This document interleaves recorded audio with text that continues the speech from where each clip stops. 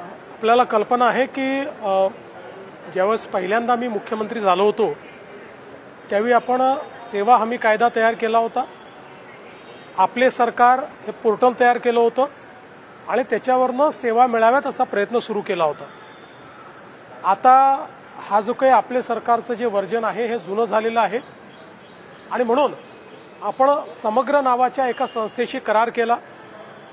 या संस्थेने आपल्या ज्या काही सगळ्या प्रोसेसेस आहेत त्याचा अभ्यास केला, लोकांना कुठल्या सेवांची आणि योजनांची जास्तीत जास्त निकड आहे त्याचा अभ्यास केला आणि आता त्या संदर्भात एंड टू एंड आपण डिजिटाइज पद्धतीने लोकांना त्या सेवा देण्याचा प्रयत्न करणार आहोत। यामध्ये 45 सेवा आणि योजना अशा आहेत की ज्याच्याकरता 90% लोक अपील करतात। म्हणजे आपल्याकडे जे काही मागणी येते 90% लोकांची 45 सेवा आणि योजनांकरता मागणी येते। त्याचं बॅकएंड इंटिग्रेशन हे 26 नोव्हेंबर पर्यंत करायचा आम्ही निर्णय केलेला आहे। 200 सेवा आणि योजनांचं 26 जानेवारी पर्यंत आणि सगळ्या सेवा आणि योजनांचं 1 मे पर्यंत। आणि याच्यामध्ये आपले सरकार हे जे पोर्टल आहे याचं सेकंड व्हर्जन येणार आहे जे अतिशय सोपं असणार आहे। गोल्डन डेटा आपण तयार केला असल्यामुळे एखाद्या व्यक्तीची मॅक्सिमम माहिती ही त्या रेकॉर्डवरनच आपण कलेक्ट करणार आहोत, ती त्याला भरायची देखील आवश्यकता पडणार नाही। त्यामुळे अतिशय सोपी अशा पद्धतीची जी काही व्यवस्था आहे ती उभी राहणार आहे आणि लोकांना जेवढे टप्पे आहेत, एखादी समजा सेवा मिळवायची आहे, सर्टिफिकेट मिळवायचं आहे आणि त्याच्यामध्ये जर 4 टप्पे असतील तर कुठल्या टप्प्यावर त्यांचा अर्ज आहे हे देखील पाहता येणार आहे आणि त्या निश्चित वेळेत ते पूर्ण होत आहे की नाही हे देखील त्यांना पाहता येणार आहे। म्हणजे लोकांना सेवा मिळणं हे डिजिटल होणार, प्रेडिक्टेबल होणार आणि कोणालाही हळूहळू ऑफिसेसमध्ये येण्याची आवश्यकता पडणार नाही अशा प्रकारची व्यवस्था करतो। आणि या सेवा व्हॉट्सअपवर देखील आपण उपलब्ध करून देतो आहोत। मला असं वाटतं यामुळे लोकांचा जो काही एक्सपिरियन्स आहे तो अतिशय सोपा होईल आणि गव्हर्नन्समध्ये आपलं राज्य इतर राज्यांच्या तुलनेत पुढे जाईल अशा प्रकारचा आपला प्रयत्न आहे। आज मला सांगताना आनंद वाटतो की गुंतवणुकीमध्ये महाराष्ट्राने जी आघाडी घेतली आहे ती आघाडी कायम ठेवत पुन्हा एकदा आज आम्ही 1,08,599 कोटी रुपयांचे करार केलेले आहेत, ज्यातनं 47,100 म्हणजे जवळपास 47,000 लोकांना रोजगार मिळणार आहे। यामध्ये कोकण विभागामध्ये 2 डेटा सेंटरचे आम्ही करार केले आहेत, ज्यामध्ये MGSA रिअल्टीज 5,000 कोटी रुपये गुंतवणार आहे डेटा सेंटरमध्ये आणि लोढा डेव्हलपर्स हरित एकात्मिक डेटा सेंटरमध्ये 30,000 कोटी रुपये गुंतवणार आहेत। एकूण 35,000 कोटीची दोघांची गुंतवणूक आहे। 16,000 लोकांना यातनं रोजगार मिळणार आहे। नाशिक विभागात मला अतिशय आनंद वाटतो की या ठिकाणी नंदुरबारमध्ये मेसर्स पॉलिफ्लेक्स कॉर्पोरेशन लिमिटेड ही जवळपास 2100 कोटी रुपयाची गुंतवणूक करते आहे आणि त्यातनं 600 लोकांना रोजगार मिळणार आहे। आणि विदर्भामध्ये काटोलमध्ये रिलायन्स कन्झ्युमर प्रॉडक्ट लिमिटेड एक फूड पार्क आणि शीतपेय पार्क त्या ठिकाणी तयार करतायत। 1513 कोटीची गुंतवणूक आहे, 500 लोकांना रोजगार आहे। आणि मेसर्स अदानी एंटरप्राइजेस लिमिटेड हे कोल गॅसिफिकेशन आणि डेरायव्हेटिव्ह अशा प्रकारची 70,000 कोटी रुपयाची गुंतवणूक करतायत। त्यातनं जवळपास 30,500 लोकांना रोजगार मिळणार आहे। अशी एकूण महाराष्ट्राच्या विविध भागांमध्ये 1,08,599 कोटीची गुंतवणूक आणि 47,000 लोकांना रोजगार याचे करार आज आपण या ठिकाणी केले आहेत। कर्नाटकातल्या काँग्रेस सरकारने निर्णय घेतला आहे, बँगळुरू शहरमध्ये जे शिवाजीनगर मेट्रो स्टेशन आहे त्याचं नाव बदलून सेंट मेरी करण्याचा निर्णय करण्यात आला आहे आणि यामुळे कुठेतरी या निर्णयावरती आता एक चौथरी टीका होताना पाहायला मिळते. पहिल्यांदा तर शिवाजीनगर स्टेशनचं नाव बदलून सेंट मेरी स्टेशन करणं याचा मी निषेध करतो. एक प्रकारे छत्रपती शिवरायांचा अपमान करण्याचं काम हे कर्नाटकची काँग्रेस सरकार करते, याचं मला दुःख आहे. पण मला याचं नवल वाटत नाही, कारण छत्रपती शिवरायांना अपमानित करण्याची परंपरा ही काँग्रेसमध्ये जवाहरलाल नेहरू पंतप्रधान असतानापासून आहे, नव्हे तर त्यापूर्वीही स्वातंत्र्यपूर्व काळात डिस्कव्हरी ऑफ इंडिया हे जे पुस्तक पंडित जवाहरलाल नेहरूंनी लिहिलं होतं त्यामध्ये त्यांनी छत्रपती शिवाजी महाराजांच्या बद्दल ज्या प्रकारचं मत व्यक्त केलं होतं हे आपल्याला माहिती आहे. आणि तीच परंपरा महाराजांना अपमानित करण्याची ही सातत्याने आपल्याला काँग्रेसच्या सरकारमध्ये दिसते आहे.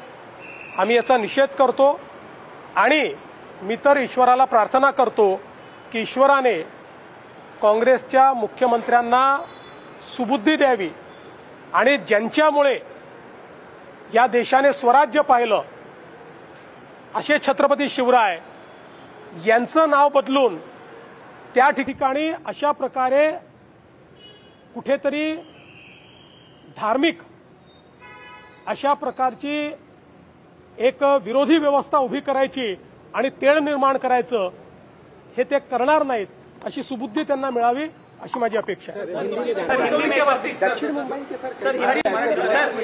हिंदीच्या बाबतीत तुम्ही नागपूरचा उल्लेख केला, कोकण खानदेशचा उल्लेख केला, पण मराठवाडा ज्या भागात खरं तर अनेकदा बेरोजगारी हे देखील अशा पद्धतीचे आंदोलन ज्यावेळेस होतात त्यामुळे एक मुख्य कारण त्यापैकी एक राहिलेले मराठवाड्याच्या बाबतीत येत्या काळात किंवा मागे जे प्रोजेक्ट झाले त्या संदर्भातली काही आढावा बैठक आहे.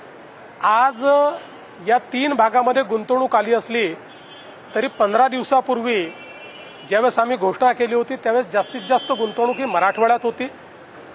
मराठवाड्यामध्ये आणि विशेषतः आता DMIC असेल, छत्रपती संभाजीनगर असेल, जालना असेल आणि समृद्धीवर जो भाग मराठवाड्याचा आहे त्या सगळ्या भागामध्ये प्रचंड मोठ्या प्रमाणात गुंतवणूक येते आणि छत्रपती संभाजीनगर हे तर आता इलेक्ट्रिक व्हेकलचं कॅपिटल बनत आहे. सुप्रिया असं म्हणतात की रोजगार कमी आलेले त्यामुळे अशी गुन्हेगारी वाढत चाललेली असं सुप्रिया सुळे म्हणतात. एकीकडे तुम्ही त्यांच्या काळातलं सांगत असतील, कारण त्यांच्या काळामध्ये त्या ठिकाणी आपल्याला कल्पना आहे की रोजगार येत नव्हते, महाराष्ट्राचा नंबर देखील खाली गेला होता, त्यांना तेच लक्षात असेल. आता चांगल्या पद्धतीनं इन्व्हेस्टमेंट येते, आपण देशामध्ये नंबर 1 आहोत आणि रोजगाराची निर्मिती देखील चालली आहे.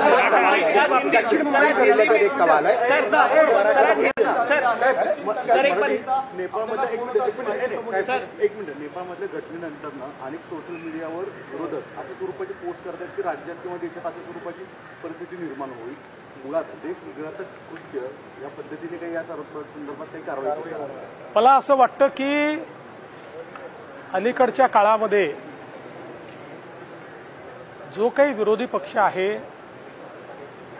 यांनी विरोधाची अशी पातळी गाठली आहे की आता ते विधानसभेतले किंवा लोकसभेतले विरोधी पक्ष राहिले नाही, ते समाजविरोधी, कधी देशविरोधी, कधी व्यक्तिविरोधी अशा प्रकारच्या भूमिका घेताना दिसतात. माझी अपेक्षा आहे की विरोधी पक्षाने भूमिका जी घ्यायची आहे त्यात योजनांचा विरोध करावा, त्याच्यामध्ये पॉलिसीचा विरोध करावा, पण समाजाचा आणि देशाचा विरोध करणं हे योग्य नाही आहे. ईश्वर त्यांना सुबुद्धी देईल अशी माझी अपेक्षा आहे. मराठा आरक्षणासंदर्भामध्ये कोर्टामध्ये 2 याचिका देखील आहेत, दाखल झालेल्या आहेत. 2 याचिका असं आहे की प्रत्येकाला अधिकार आहे याचिका करण्याचा, परंतु सरकारने जो GR काढलेला आहे तो विचारपूर्वक काढलेला आहे, तो कायदेशीर आहे. हा GR कुठेही ओबीसी समाजावर अन्याय करत नाही. हा GR कोणालाही सरसकट आरक्षण देत नाही. हा GR ज्यांच्याकडे पुरावा आहे, जे खरे पुराव्याने कुणबी आहेत, त्यांनाच सर्टिफिकेट मिळण्याकरता मदत करतो. त्यामुळे कोर्टातही आम्ही राज्य शासनाच्या वतीनं योग्य भूमिका मांडू. मी पुन्हा एकदा ओबीसी समाजाच्या नेत्यांना सांगू इच्छितो, आपण GR नीट वाचा. कुठेही सरसकट कोणालाही आरक्षण दिलेलं नाही. कायद्याने पुराव्यानिशी जे लोक अर्ज करतील त्यांचा पुरावा तपासून तो योग्य असेल तरच याच्यामध्ये आरक्षण मिळणार आहे. सर, महापालिकेच्या बाबतीत पारदर्शकता यावी म्हणून यापुढे फक्त IAS अधिकारी महापालिकेच्या प्रमुखपदी असतील अशा पद्धतीचा एक हे झालंय. काय नेमकं त्यामागचं स्वरूप होतं, काय धोरण? असं काही कुठेही असं ठरलेलं नाही की फक्त IASच राहतील. असं ठरलेलं आहे की ज्या ठिकाणी महानगरपालिकेच्या जागा, कमिशनरच्या जागा या IAS करता आरक्षित आहेत, आरक्षित म्हणजे नोटिफाईड आहेत, त्या ठिकाणी जर आपण IAS अधिकारी दिला नाही तर केंद्र सरकार आपल्याला असं सांगतं की तुमच्याकडच्या IASच्या जागा कमी का करण्यात येऊ नये. कारण ज्या IAS करता नोटिफाईड जागा आहेत तिथे तुम्ही IAS देत नाही तर याचा अर्थ तुम्हाला एवढ्या सनदी अधिकाऱ्यांची आवश्यकता नाही. आणि म्हणून अशा नोटिफाईड ठिकाणी IASच दिला गेला पाहिजे असा आग्रह आमचा असणार. सवाल है मेरा सर एक सवाल है सर. 8 आणि 9 तारखेला राज्यातील ओबीसी संघटनांकडून मुंबईमध्ये मोर्चा काढला जाणार आहे अशी एक माहिती समोर आली आहे आणि राज्यभरातील नेत्यांकडून आज बैठक सुद्धा घेण्यात आली आहे. मला असं वाटतं की अशा प्रकारचा मोर्चा काढण्याची आवश्यकता नाहीये. वेगवेगळ्या ओबीसी नेत्यांची माझी देखील चर्चा होते. ज्यावेळेस मी त्यांना नेमका आम्ही काय GR काढल्यास सांगतो त्यावेळेस त्यांचं समाधानही होत आहे. आता कोणाला राजकीय दृष्टीने जर एखादे काम करायचं असेल तर त्याला आपण थांबवू शकत नाही. सामाजिक दृष्टीनं मी एवढं नक्की सांगतो, जोपर्यंत हे सरकार आहे तोपर्यंत ओबीसीवर अन्याय होऊ देणारच नाही. भारत पाक मुद्द्यावरती आता मॅच वरतून ठाकरे गट पंतप्रधानांना कुंकू पाठवणार आहे आणि निषेध मोर्चा काढणार आहे सिंदूर मोर्चामध्ये. मला असं वाटतं की नवरात्र येत आहे आणि नवरात्रामध्ये कुंकवाचं फार मोठं महत्त्व आहे. छत्रपती शिवाजी महाराजही आई तुळजाभवानीचा टिळा लावून त्या ठिकाणी युद्धाला समोर जात होते. त्यामुळे मला असं वाटतं की कदाचित त्यांचं हिंदुत्व परत आलं असेल, कुंकवाचं महत्त्व समजलं असेल. त्यामुळे आई तुळजाभवानीचा टिळा जर ते पाठवणार असतील तर त्यांनी तो मलाही पाठवावा. आई तुळजाभवानीचा टिळा आम्ही निश्चितपणे लावून भारत विरोधी शक्तींच्या विरुद्ध आम्ही लढू. सर, महाविकास सर एक सवाल है, मनसे दक्षिण मुंबई में बड़े पैमाने पर जो है गवर्नमेंट की स्कीम के मुताबिक जो है झोपड़े साफ किए गए, लेकिन सर उसका सबसे ज्यादा माइलेज जो एक्चुअल लोग हैं उनको ना मिल के वो बिल्डरों ने खुद ही उठा लिया है. नागपाड़ा, अग्रीपाड़ा, मतलब दक्षिण मुंबई की विशेष रूप से बात कर रहा हूँ जहाँ सबसे ज्यादा प्रॉपर्टी का रेट है. तो जो एक्चुअल हकदार है उनको मिला ही नहीं सर. तो देखिए, इस प्रकार से बोलना ठीक नहीं है, क्योंकि अगर ऐसा कोई आपके पास एविडेंस है तो आप जरूर दीजिए, मैं उसके ऊपर कार्रवाई करूंगा. लेकिन बोलने के लिए ऐसा हो गया है ऐसा बोलकर तो उसमें से कोई फायदा नहीं है. हाँ, जरूर अगर आपके पास कोई साक्ष्य है, कोई एविडेंस है तो दीजिए, हम उसके ऊपर कार्रवाई करेंगे. Sir, India versus Pakistan match के रिप्लिकेशंस महाराष्ट्र में भी दिख रहे हैं. अरे छोड़ दीजिए आप. जो लोगों को मैं सुनता नहीं हूँ, जिनको कोई सुनता नहीं है, जिनके बारे में कोई सीरियसली लेता नहीं है, आप लोग सीरियस लेकर मेरा क्यों समय बिगाड़ते हैं? सर, नेपाल में जिस तरीके से सरकार ने कहा, नेपाल में जिस तरीके के हालात है, विद्रोह हो रहे हैं और इसे लेकर प्रधानमंत्री मोदी जी ने भी शांति की अपील की है और वहाँ पे नए PM का भी आगाज हुआ है. देखिए, ये विषय जो है ये अंतर्राष्ट्रीय विषय है. अंतर्राष्ट्रीय विषयों के ऊपर केंद्र सरकार ही बोले यही ठीक होता है, इसमें राज्य सरकारों की भूमिका नहीं होती. हाँ, जो हमारे पर्यटक वहां पर गए हैं, भारत सरकार उनको वापस ला रही है. हमारे महाराष्ट्र के भी पर्यटकों को उन्होंने वापस लाया है. उनके साथ हमारा संपर्क भी है और उनको जो चीजें लग रही है हम लोग कर रहे हैं. जे महाराष्ट्रातले पर्यटक नेपाळमध्ये आहे. त्यांना भारतामध्ये परत आणण्याकरता भारत सरकारने व्यवस्था केलेली आहे. त्याप्रमाणे ते परत येत आहेत आणि आमचं सरकार देखील त्यांच्या संपर्कात आहे. सर, बाढ़ और बारिश में कुदरती आफत है, उसमें सर बाढ़ और बारिश की वजह से राज्य में 50 लोगों की मौत हुई है, जो कुदरती मुसीबतें आई हैं. तो सर, पिछले साल की बनिस्बत अगर देखें तो जो पहले जो मौतें हुई हैं उनमें इस बार ज्यादा इजाफा हो गया है. तो इसको लेकर सरकार की तरफ से देखिए, इसका ऐसा कंपैरिजन नहीं किया जाता पिछले बार कितनी हुई इस बार कितनी हुई.